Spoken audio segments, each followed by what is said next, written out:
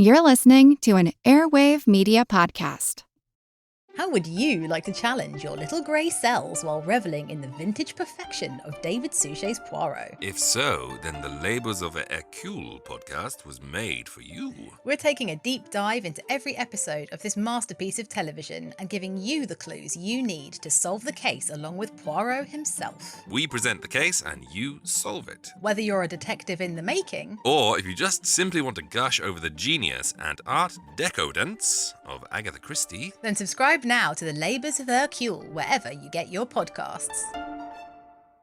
Hey friends, before we get started, I wanted to announce that we are extending our contest to enter to win a free pair of Apple AirPods or Beats Pro. This contest has been extended to this Friday, September the 9th of 2022. Any platform that you listen on where you can leave some sort of review, leave us a review, whether it's stars and or written. Take a screenshot of your review and email it to us at fantheoryqueries@gmail.com so we have a record of your entry. And hey friends who have already left us a review, thank you so much for your awesome review, but we need your email. Screenshot your review and send it to us so that we know how to contact you and we have a record of your entry. If this just sounds like way too much, why don't you just try going to fantheoryqueries.com/contest, and that's another way that you can enter. That's kind of simple. Anyway, back to the show.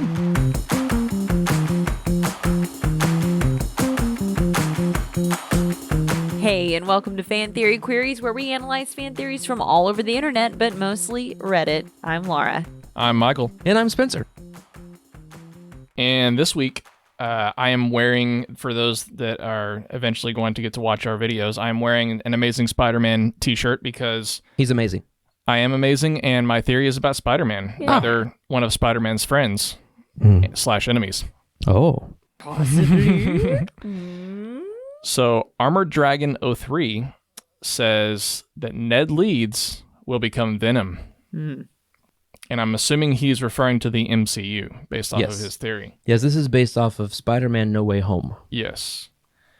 So he says there already was... I'm going to redo Let's this. start this off grammatically incorrect. I'm gonna Thanks, fix Armored this. Dragon 03. And There then already- Sheep just made an edit to our document. There already were references to Ned becoming a villain in a seemingly throwaway joke poking fun at how many times Peter's best friends turn into villains, which I loved. That was a funny part of the movie. Venom was teased in the mid-credit scene for No Way Home, so we know he will play a role in the college trilogy. With that said, Peter will probably obtain the symbiote at some point and then later discard it. Venom, now out for vengeance, could potentially attach itself to Peter's former best friend as a way to hurt him psychologically. Ned would then regain all of his memories that he lost in No Way Home, and this would make him angry at Peter for robbing him of these memories, and together, he and Venom will hunt down Peter. And that's the theory. Wow. Short and sweet. I like it. I already have some thoughts, but first of all, what is this college trilogy that is referenced? So,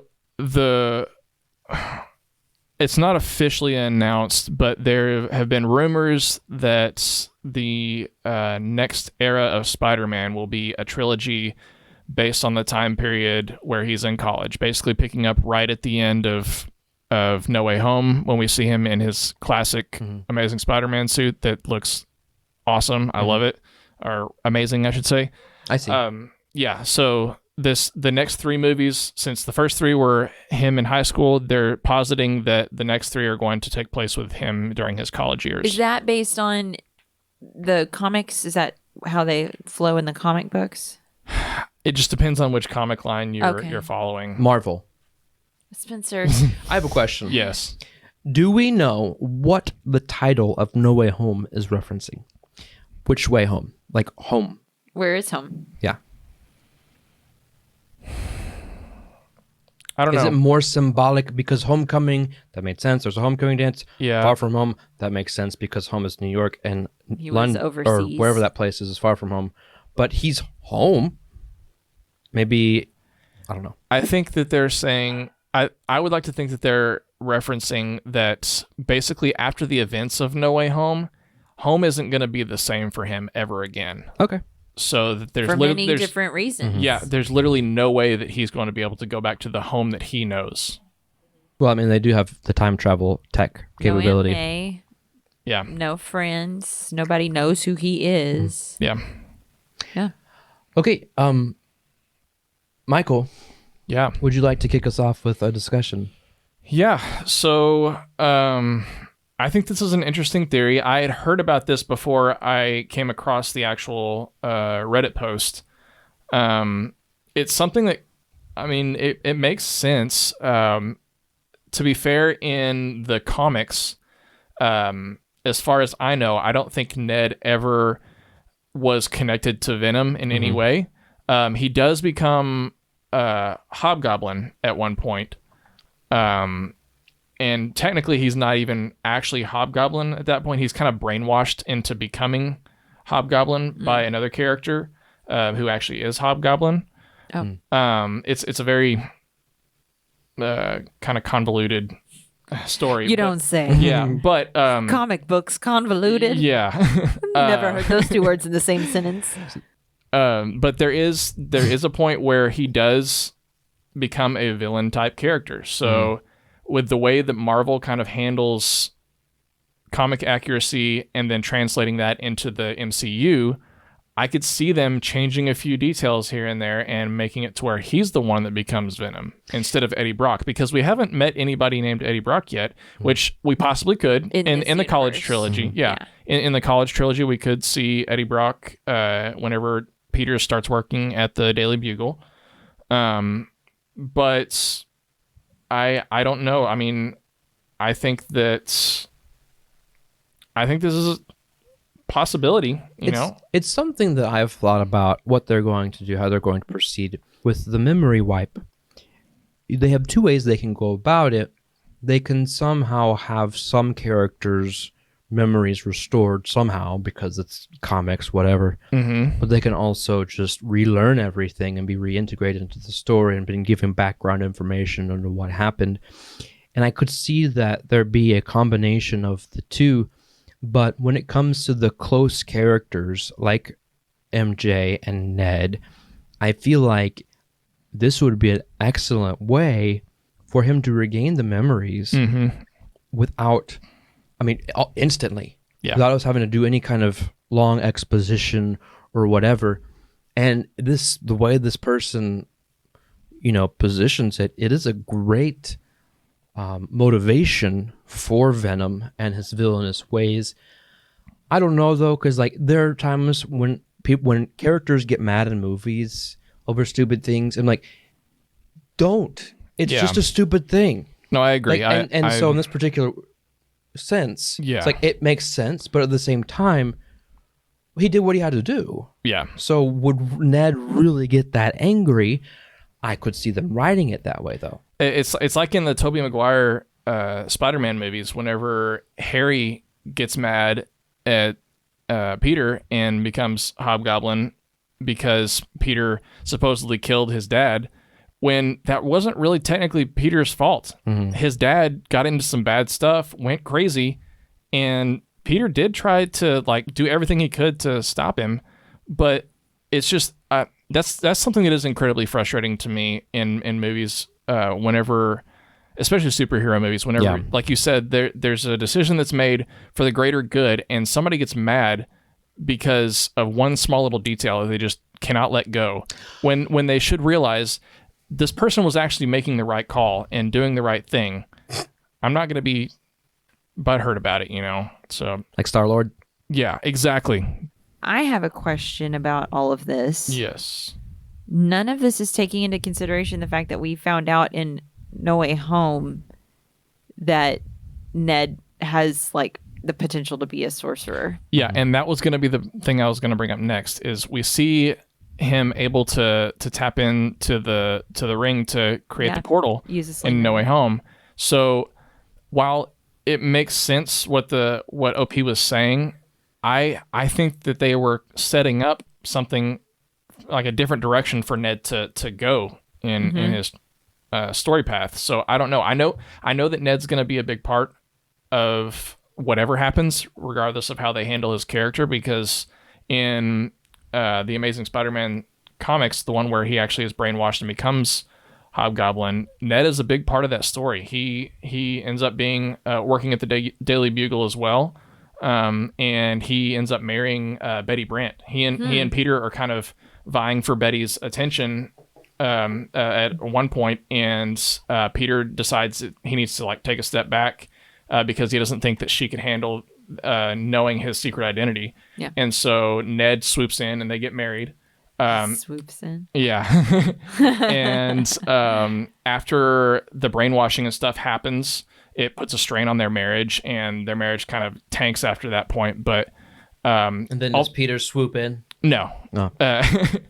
But all that to say, Ned is a very big part of Peter's story. So I don't think that we've seen the end of him. I know that they're going to do something with him. I just don't know which direction they're going to take it. And it says Venom was teased in the mid-credit scene for No Way Home.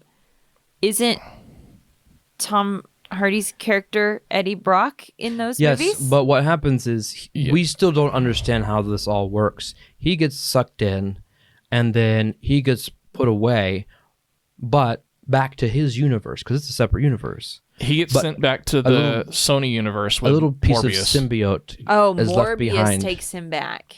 No, not Morbius doesn't take him back. I'm just saying, like, he gets sent back to the same universe that Morbius is in, the terrible universe. Oh. So, unfortunately, is that Andrew Garfield's? No. Oh. But there's rumors that that Tom Hardy's Venom is in Andrew Garfield's Amazing Spider-Man universe, and but that there will be a movie coming up that puts them together. But there's no confirmed connection yet. Okay. Yeah. But he was in this for a second. Yeah. Yeah. So he blipped over. He kind of blipped over. He's a little blipped bit. over to the MCU universe, and whenever he's blipped over long enough to see the reveal of who Peter is and all of that, and then whenever he's blipped back to his home universe, there's a tiny little sliver that we see of the symbiote that's left behind in this universe. And I forgot all of that. Well, and because there's an end credit scene in the second Venom movie where I think takes place around the time that he gets sucked over, because there's an end credit scene where he sees on TV that Peter Parker is revealed to be Spider-Man, I believe. Have you seen that? Yes. Is it supposed to be at the end of Venom 2? You're seeing what happens at the end of Spider-Man Far From Home? I think so. Yeah, it's kind of a very loose. Yeah, it's a very loose connection there. But they're it's not- a connection it's And that the they make. bartender is Well, the it's guy from Ted Lasso who football is life. Yeah. It's weird because we still don't know how all the connection is made, but the bottom line is that he gets brought over to the MCU because he knows who Peter Parker is, like the other bad guys. Yes, and that's what pulls him over. But then when Doctor Strange casts the spell that makes everybody forget, that sends him back. But a little bit of symbiote is left behind. Okay. And so there's been theories that okay, it's a symbiote, so it shares knowledge across all multiverses. So it doesn't matter if So it's got some hive mind Yeah. bit to Yes. it. that's how, even though he would be in another universe, he would still know that Peter Parker is Spider-Man, and that's how he got brought up. Because the symbiote in Tobey Maguire's Spider-Man knows that Peter Parker's Spider-Man, and so that symbiote shares a brain with the symbiote where Tom Hardy is. Okay. Yeah. Because in the Tom Hardy Venom movies, he doesn't know. He hasn't met Spider-Man or Peter Parker. I don't think is Spider-Man even a thing. I've never watched any of those movies. Me either. Okay. Yeah. Okay. So before we continue our discussion, I'm going to get through some of these comments that we have highlighted here because a couple of them are fairly long. And then I feel like after we hear these comments, we should be able to kind of wrap things up a little bit. So first from D. Blairin 531, they say Ned will become Hobgoblin, not Venom, which we already talked That's about. when you go strictly comic book. Yeah. And they don't do that anymore with films. Yeah. They interpret. Exactly. Especially with the MCU. Yeah. And then in response to that comment, Armored Dragon 03, which is OP, says that's what everyone expects. It's not a probable theory, but it's a fun one. It doesn't sound fun to me. Yeah. I'm good with us not having any more Green Goblin stuff. I'm over it. Honestly, I loved I love that we got a hint of Green Goblin in No Way Home with the OG, like the best iteration of it. Yeah. And for me, that's enough. Like Spider-Man, like Batman has one of the best rogues galleries in comics, and there's so many villains that are fantastic that I love that they haven't even touched on yet. For Spider-Man. Yeah. Yeah, he has a ton of them. Yeah, and so I want to see them really bring in a lot of these more obscure villains that we haven't seen yet. So anyway, IDKLOL8 says, I watched a video essay on how Phase 4 of the MCU is about comic accuracy. Following this principle, we might see Ned Leeds become the Hobgoblin, but there is technically no Green Goblin, so why would there be a Hobgoblin? Amazing theory. Well, I was going to say, is that a thing, though? Does Hobgoblin only come as a result of Green Goblin? Like, is there a connection there? Yeah. Well, the next comment is a response to that, and it explains a little bit. So, from Joe Cold, they say, you can have one goblin without the other. Just because Green Goblin doesn't exist yet doesn't mean that Hobgoblin can't exist. There is also one storyline where it is revealed that Ned Leeds was brainwashed into being the Hobgoblin by Roderick Kingsley. So that gives the writers an out if they want to redeem Ned later, which is kind of what I already said a little bit. And see, it's partly all messed up because of this Morbius stuff, because we saw the Vulture at the end of Morbius. Oh, I haven't seen Morbius, so I didn't know that. Yeah, you see Michael Keaton. Well, it's at an the end credit end of scene. That. That's the end credit scene. Poor Michael Keaton. Yeah, and I know his career is just getting stomped on. And it's not his fault. Right. I know. And then you see, and I think We don't know how he gets there. No, we don't. How is he in this other universe? And I feel like it was also a little bit. Basically, end what of Amazing Spider-Man 2. You saw all those different suits down there For the with Sinister this Six. mysterious, shadowy guy, and I feel like we kind of get. I should have looked at this. I think that there was a little peek of that for Michael Keaton and more. Well, no. So what it was? Morphin time too. It's Michael Keaton as Vulture meets Morbius in this field. Says, "Hey, Doc." Basically, he's like, Peter Parker's mean. Let's form a team to get back at him. What? That's basically the gist of their conversation.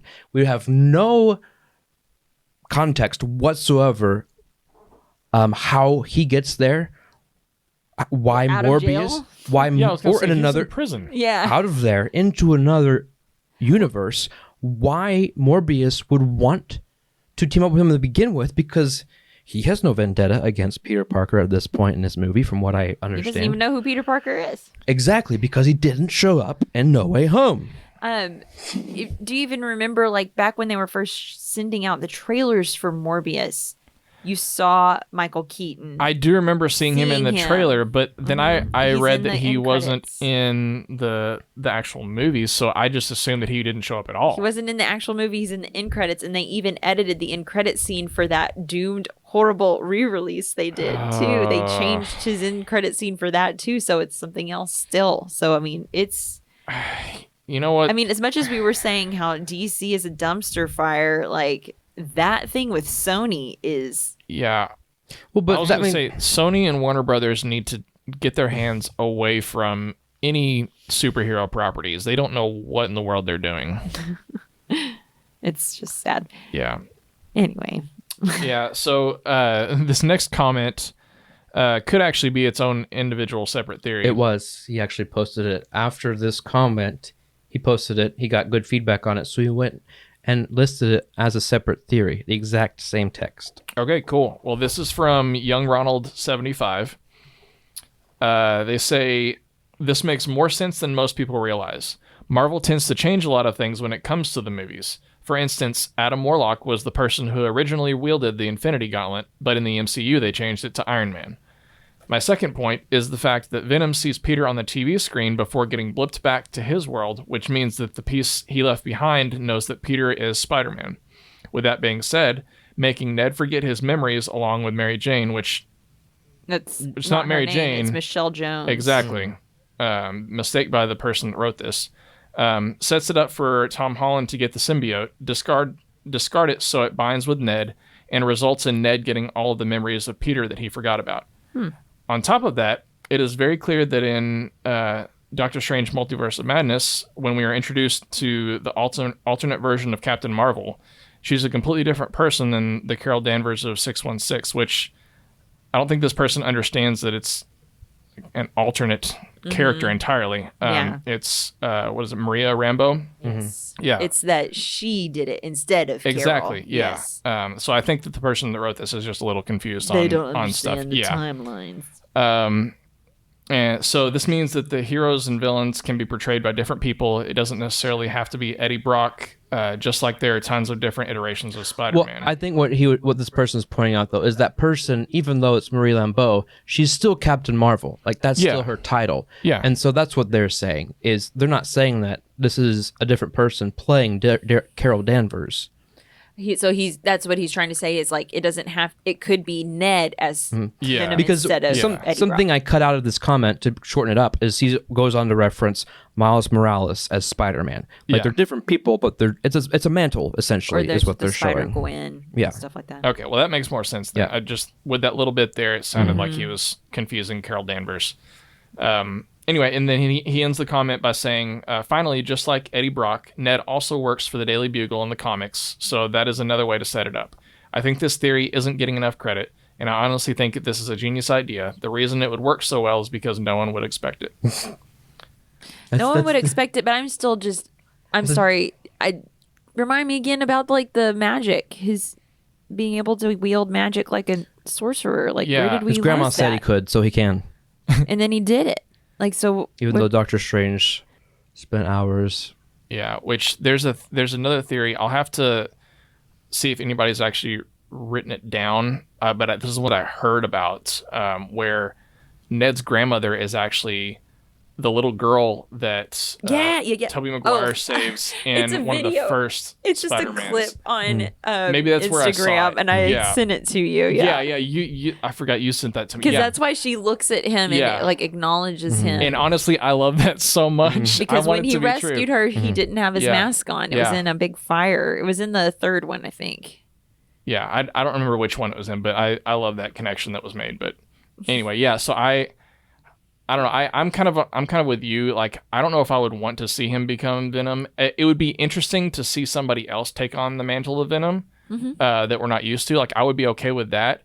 I just don't know about Ned. I wouldn't mind if it was Flash. Yeah, sure. Because I mean, I'm pretty sure there is a version where Ezra Flash Miller? does become Not Flash Ezra, Thompson. Not them. I think there is a version where Flash Thompson is Venom. So I could definitely there see is. them doing Yeah. it. I just want to point out that twice in these comments, someone thought a good motivation to do something is because no one would expect it.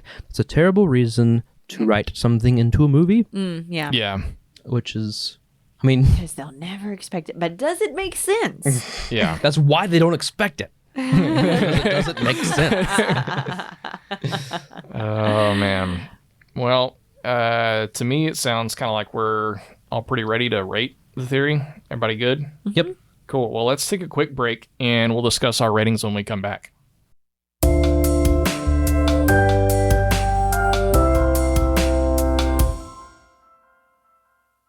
How would you like to challenge your little grey cells while reveling in the vintage perfection of David Suchet's Poirot? If so, then the Labors of a Hercule podcast was made for you. We're taking a deep dive into every episode of this masterpiece of television and giving you the clues you need to solve the case along with Poirot himself. We present the case and you solve it. Whether you're a detective in the making, Or if you just simply want to gush over the genius and art decadence of Agatha Christie, then subscribe now to the Labours of Hercule wherever you get your podcasts.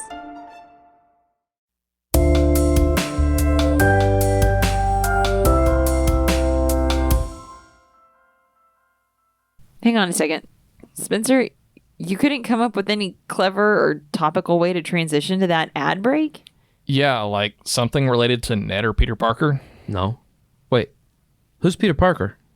Everywhere I go, I see his face. Let's go over our rating scale, please. Gladly. The highest rating that we have is Genius. This is reserved for only the best theories, which we believe are better than the actual canon.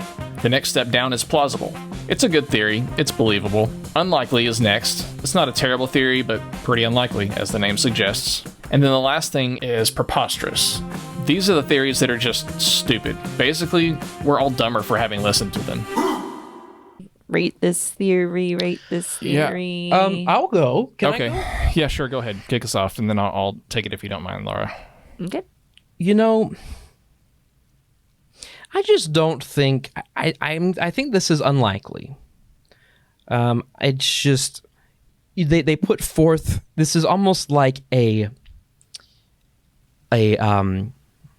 suggestion or a situation that might be cool to think about. But there's no, it's just a supposition, basically. Yeah. Like, there's no support behind it. As we've discussed, it's interesting to think about, although we don't, in our opinions, would rather not see the story take this particular turn. There are various other plot points that have been laid, but I mean, who are we to say which plot points are worth following up and which are worth forgetting or contradicting entirely? But I especially like the point that they worked in the way that how Ned could regain the memories by being connected to the symbiote. I like that. I think it's clever. But overall, as a theory, I just think that it's unlikely. Okay. Well, I like the idea behind it. Like you said, like I think it's an interesting way of like furthering Ned's character. And no one would expect it. Yeah. But like we've established, they already kind of hinted at a different future for Ned with the whole magic thing. And plus, I'm just so sick and tired of the, best friend's going to turn into a villain because of some misunderstanding or something that they're taking way too harshly. Like, I'm so tired of that being played out. It's like having to watch somebody's origin story over and over and over again. That's a good point. The same thing. Like, I want something a little more original. So, for me, I'm sorry, but I've got to give this one a preposterous. Fair. I That's just fair. don't see it happening. I will say that, I mean, what I'm seeing play out more and more with all these major studio films is kind of like that article that we saw most recently about fan theories and how they impacted Lost. It's kind of to make it more family friendly, darned if you do, darned if you don't. People write these fan theories and the studios see them and they don't really want to play into the fans' hands, but at the same time, they know there's some little bit of fan service they need to do in order to keep them coming. Hence, John Krasinski showing up in Multiverse of Madness, and we have no guarantee that he'll ever play the role of Reed Richards again. With that being said, I wish I could go preposterous on this theory. However, sometimes they do play the very predictable thing. It's true. And simply to try to keep people coming because they know people want to see Venom come, and this is the way to do it, apparently. So I'm gonna give it an unlikely because I don't like the idea of Ned being Venom. I do like the idea, like has been presented, of an Eddie Brock showing up in college, and that's who gets it. But this whole idea of the symbiote giving Ned his memories back, it sounds very attractive.